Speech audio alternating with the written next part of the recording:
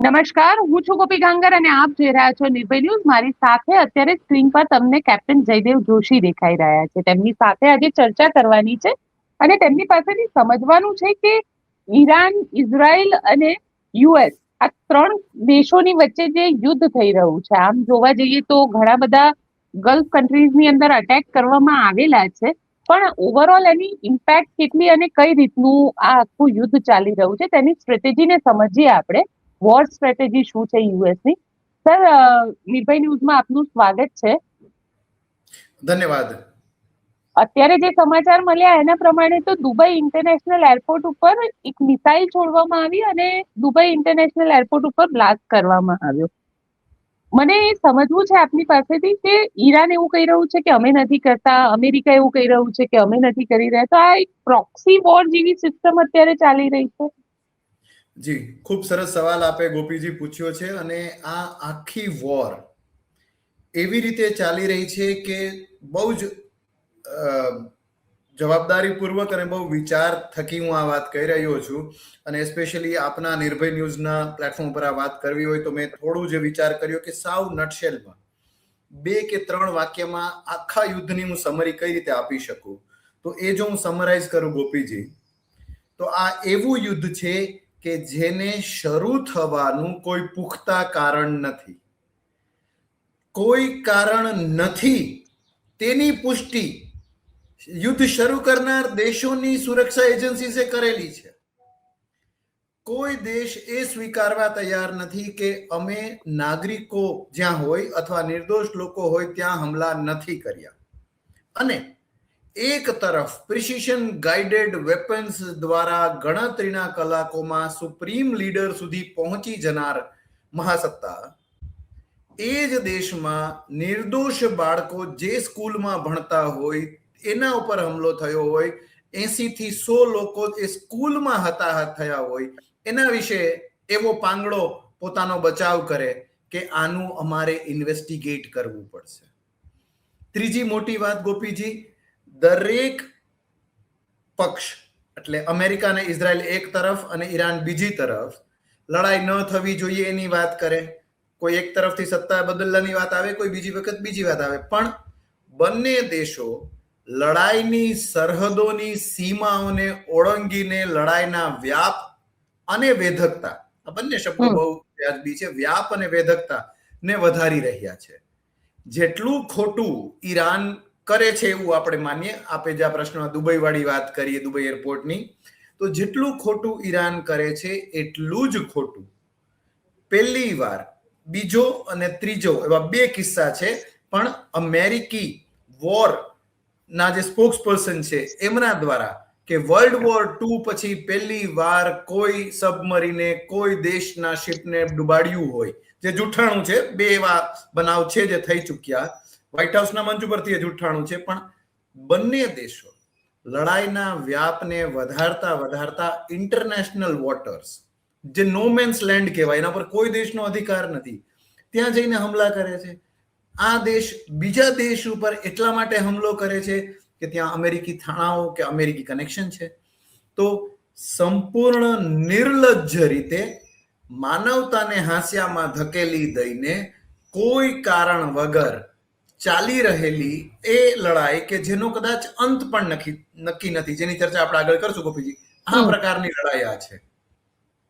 તમે કહી રહ્યા છો કે આ લડાઈ એવી છે કે જેનો કોઈ અંત નથી, પણ સમજવું એ પણ છે તમારી પાસેથી, કારણ કે ઈરાન જે રીતે અટેક કરી રહી છે, કારણ કે એવું કહેવાતું હતું કે જે રીતે વેનેઝુલાની અંદર ત્યાંના જે રાષ્ટ્રપતિ હતા તેમને અચાનક રાત્રે ઉઠાવીને લઈ ગયા, એવી જ રીતે ખેમેનાઈની હત્યાની વાત સામે આવી અને ઈરાન ઝૂકી જશે. પણ ઈરાને જવાબ આપ્યો.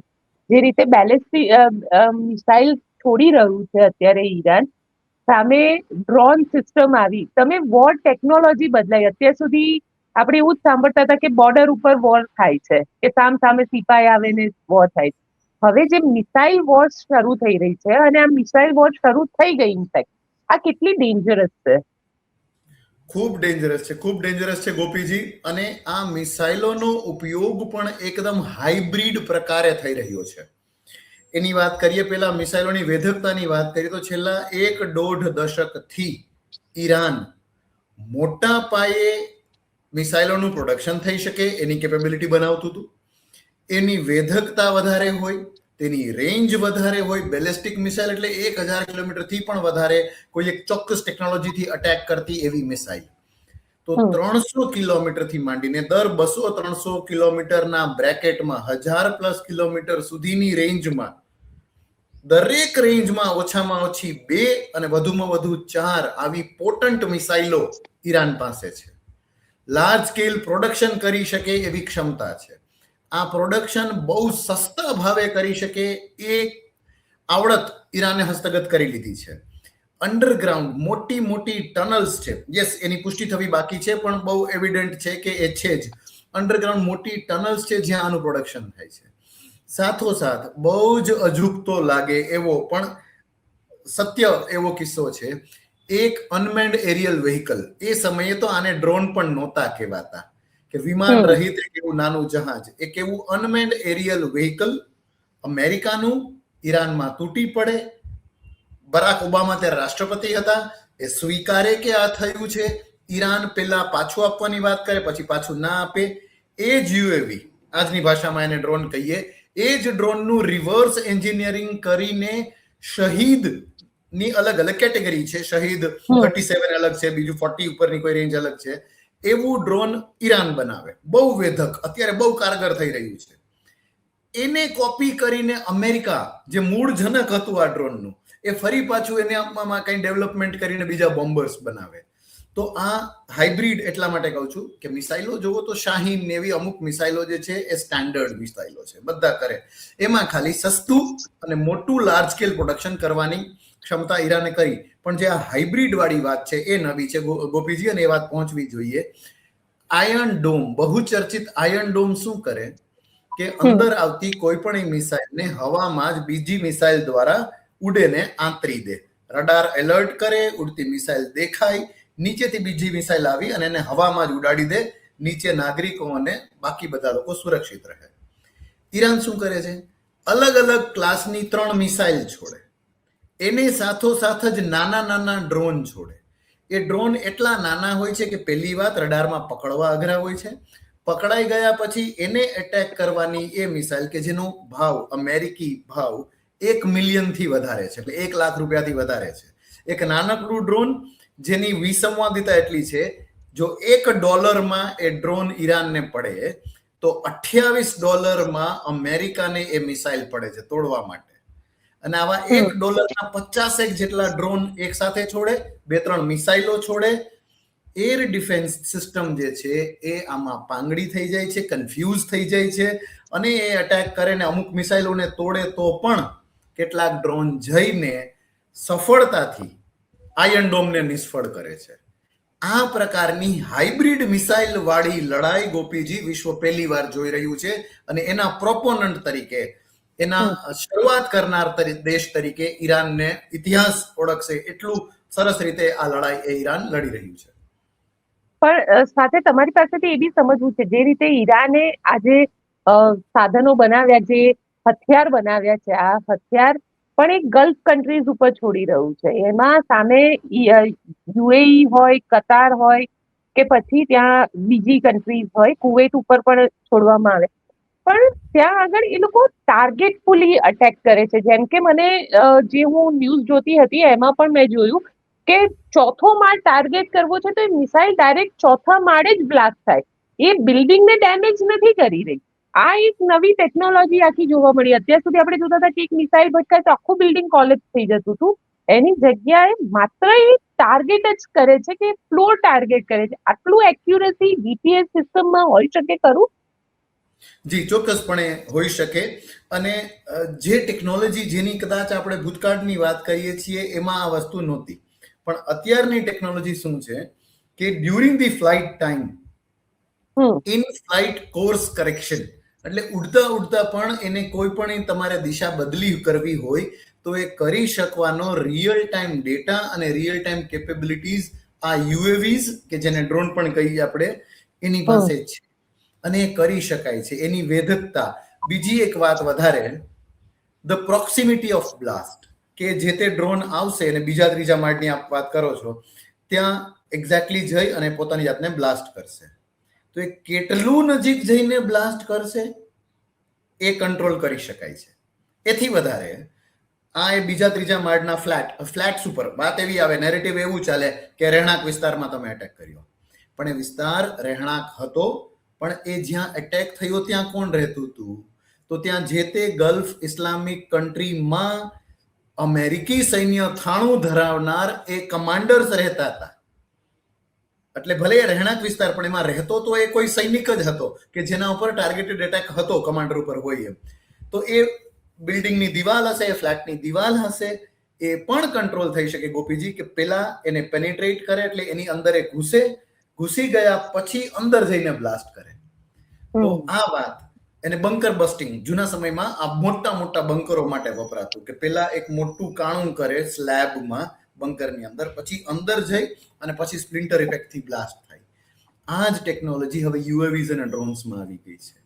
એટલે ઉડતા ઉડતા એને આપ બદલી શકો, કેટલું નજીક પડે ત્યારે ફોડી શકો, કેટલું અંદર ઘૂસ્યા પછી ફૂટે એને પણ કંટ્રોલ કરી શકાય છે. પણ તો એનો મતલબ એ થયો ને કે ઈરાન આ વોરની તૈયારી આજે નથી કરી રહ્યું, એ 6 મહિના પહેલાથી કરી રહ્યું હશે આ વોરની તૈયારી. Perfectly right. અને કદાચ 6 મહિના નહીં, એમનો આખો મિસાઇલ પ્રોગ્રામ તો 1.5 દશકથી ચાલી રહ્યો છે ગોપીજી. અને એમાં એણે મહારત હાંસલ કરી લીધી છે. જે ખોટું અને નાનું હલકું નેરેટિવ જે ઇઝરાયલ સેટ કરતું રહ્યું કે આમના ઉપર એક્ઝિસ્ટેશનલ થ્રેટ છે, કે અમારા પર અસ્તિત્વનો ખતરો છે અને એમની પાસે પરમાણુ હથિયારો છે, કદાચ આપણે બધા પેલા ખોટા પડ્યા હતા ને પછી જોયું કે આપણે સાચા પડ્યા ઈરાકમાં. એની પાસે વેપન ઓફ માસ ડિસ્ટ્રક્શન નહોતા. તમે એમના બાથરૂમો પણ ચેક કરી લીધા, પણ ત્યાંથી સદ્દામ હુસેન પાસેથી વેપન ઓફ માસ ડિસ્ટ્રક્શન નહોતા મળ્યા. આ જ રીતે કદાચ ઈરાન પાસે પરમાણુ બોમ્બ નથી, પણ અત્યારનું જે આ નેરેટિવ છે એ કારણ કે એ નેરેટિવ ઇઝરાયલ, અમેરિકા એ લોકો સેટ કરે છે, સંયુક્ત રાષ્ટ્રને ગણકારતા નથી, એટલે આપણે માનીએ છીએ. પણ એ એક મુખોટું હતું. એની પાછળ આવી શક્તિશાળી મિસાઇલ સિસ્ટમ ઈરાન બનાવી રહ્યું હતું, જેના ઉપર એ લોકોએ ધ્યાન જ ના દીધું. અને લડાઈમાં કદાચ ઈરાન હારશે ગોપીજી, કે જે કદાચ હારે સંખ્યાબળના કારણે, પૈસાના કારણે, લડાઈ ક્ષમતાના કારણે, પણ આટલા દાંત ખાટા વર્ષો પછી અમેરિકાના વિયેતનામમાં કદાચ થયા હતા. એ કામ અત્યારે ઈરાન 1 અઠવાડિયાની અંદર કરી રહ્યું છે ગોપીજી. પણ કારણ કે જે રીતે આ આખો અટેક કરવામાં આવ્યો, એમાં સૌથી વધારે જેને કહી શકાય એ હતું કે વોરશિપ, જેટલી પણ દરિયાની અંદર વોરશિપ હતી એના ઉપર અટેક કરવામાં આવ્યો. અને આ વોરશિપ આવી હતી અહીંયા આગળ એક ફ્રેન્ડલી એક્સરસાઇઝ માટે, જે શ્રીલંકાથી પાછી ઈરાન જતી હતી એના ઉપર વોરશિપ ઉપર અટેક કરવામાં આવ્યો. તમારી પાસે એ સમજવું છે હિન્દ મહાસાગરમાં હુમલો થયો અને ક્યાંક ઇન્ડિયા રિલેશન, આ ઇન્ટરનેશનલ રિલેશન ઉપર પણ આની એટલી જ અસર આવે, કારણ કે વોરશિપ પર હુમલો ઘણા વર્ષો પછી આ રીતે જોવા મળ્યું. Yes, you are right. અને ઈરાની વોરશિપ ઉપર આવી રીતે થયું આ શ્રીલંકાના વોટર્સમાં, પણ ઈરાને પણ અમેરિકાની વોરશિપ્સ જે ગલ્ફના જે દરિયો છે ત્યાં છે, પણ જે રીતે શ્રીલંકામાં કંઈ પણ થયું, ભારતીય મહાસાગર, સો ઇન્ડિયન ઓશન નીચે, અને બે ઓફ બેંગોલ અને ધ અરેબિયન સી, અરબ સાગર, જે ગુજરાતની સાથે પણ લાગે છે, મુંબઈને ત્યાં ઈરાનિયન નેવીની શિપ ફ્રેન્ડલી એક્સરસાઇઝમાં આવી હતી. 1 કે 2 શિપ કદાચ હજી પણ સંભવિત ત્યાં છે. આના ઉપર જો કોઈ અટેક થાય, as long as a 12 nautical mile દૂર હોય, એટલે કે દરિયાઈ કિલોમીટર 12 ગણો, કે જે થોડું દરિયામાં જાજુ થાય જમીનના 12 કિલોમીટર કરતા, તો એ ભારતીય વોટર્સ કહેવાય, એટલે ભારતીય દરિયો કહેવાય. એથી 12 થાય તો એ ઇન્ટરનેશનલ વોટર્સ છે. પણ યસ, ચોક્કસપણે એમના રેસ્ક્યુ માટે ભારતે જવું જ પડે, જેવું શ્રીલંકા પણ ગયું. એને બીજી મદદ કરવી પડે, એનું ઇન્વેસ્ટિગેશન થાય, એ ક્યાં ડૂબી છે એ કરવાનું થાય, અને એના સીધા તાર ઇઝરાયલ, અમેરિકા સાથે જોડાય. તો એ સમયે એ ખરાખરીની એક ક્ષણ ભારતના કેસમાં આવે ખરી, કે ભારતે કહેવું પડે કે અમેરિકાએ અહીંયા ફ્રેન્ડલી એક્સરસાઇઝ માટે આવેલી શાંત પાણીમાં જે એટેક નહોતી કરતી એવી શિપ ઉપર, ઈરાનિયન શિપ ઉપર અમેરિકાએ અટેક કર્યો છે, એ કહેવાની સ્થિતિમાં ભારતે મુકાવવું પડે. તો ડિપ્લોમેટિકલી આપણને કેટલું ગમશે કે નહીં, એ ચોક્કસ આપણા ડિપ્લોમસી માટે એક પ્રશ્ન તો છે જ, પણ જે થશે એને નકારી નહીં શકાય. ને અત્યારના સમયમાં જ્યાં સેટેલાઇટ બધું ઓબ્ઝર્વ કરી રહી છે, આનાથી બચાશે નહીં. નેતન્યાહુ ઓલરેડી ઇન્ટરનેશનલ કોર્ટના આરોપી તો જાહેર થઈ ગયા છે. આવનારા દિવસો કહેશે Gopiji, but I am very sure, અને હું ગટ ફિલિંગ સાથે કહું છું, આ ઈરાનિયન શિપને શ્રીલંકા પાસે ડૂબાડવાનું કામ, આ એક કામ માત્રથી કદાચ ટ્રમ્પ અને અમેરિકી, એટલે કોઈને સેન્ટકોમ કહે છે, સેન્ટ્રલ કમાન્ડ, અમેરિકી સૈન્યનું એ દસ્તો, એ સેન્ટ્રલ કમાન્ડના જનરલ ઉપર પણ આ વોર ક્રાઇમ, યુદ્ધ ગુનો દાખલ થઈ શકે એવી સંપૂર્ણ શક્યતા છે. કારણ કે જે રીતે આજે અમેરિકાએ કહી દીધું છે કે આજે રાત સુધીમાં ઈરાન પર સૌથી મોટો હુમલો કરવામાં આવશે, આ પ્રકારનું એક સ્ટેટમેન્ટ પણ અમેરિકાએ આપી દીધું છે. એટલે આ હુમલો, મિસાઇલ્સ અટેક કઈ રીતે, કારણ કે જો સૌથી મોટો હુમલો હશે તો પછી બધી જ રીતે ઈરાનને તોડવાનો પ્રયત્ન કરવામાં આવશે. યસ, ડેફિનેટલી ચારે બાજુથી એર એટેક થઈ શકે. અત્યારે જે વધારે એટેક થઈ રહ્યા છે એ મિસાઇલ અને ડ્રોન, યુએવી દ્વારા થાય છે.